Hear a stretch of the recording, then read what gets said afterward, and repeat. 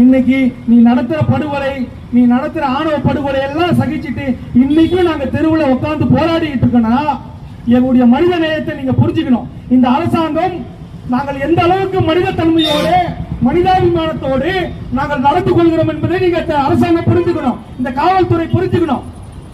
கத்தி யாரு எடுத்தாலும் வெட்டும், துப்பாக்கி யாரு எடுத்தாலும் சுடும். யாருக்கும் இங்க வன்முறை பண்ண தெரியாம இல்ல. திருப்பி இப்ப கவிதை படுகொலை செஞ்சவன் திருப்பி போறதுக்கு எங்களுக்கு தெரியாதா? திருப்பி அவனை சுத்தி இருக்கிற சொந்தக்காரவனை போடுறதுக்கு தெரியாதா? ஆனால் அவர் கவினுடைய தந்தை தன்னுடைய இறுதி மூச்சு வரை அவர் போராடிட்டு இருக்காரு. அந்த பிணத்தை வாங்க கூடாது, நான் வாங்க மாட்டேன், தண்டனை கிடைக்கணும். அவர் நினைச்சிருந்தா நான் என் புள்ளிய பொறிச்சிடுறேன் கொடுங்க வாங்கிட்டு திருப்பி படுகொலை நடத்தி இருக்கலாம், திருப்பி அவர்களுக்கு வந்து ரிவெஞ்ச் எடுத்திருக்கலாம். ஆனால் சட்டத்தின் மீது இந்த காவல்துறையின் மீது நம்பிக்கை வைத்து நாங்கள் இன்றைய வரை இந்த சாலைகளை இறங்கி போராடி கொண்டிருக்கிறோம். அந்த உணர்வுக்கு இந்த தமிழக அரசும் இந்த காவல்துறையும் மதிப்பளிக்க வேண்டும் என்று நான் தெரிவித்துக் கொள்கிறேன். இன்னொன்னு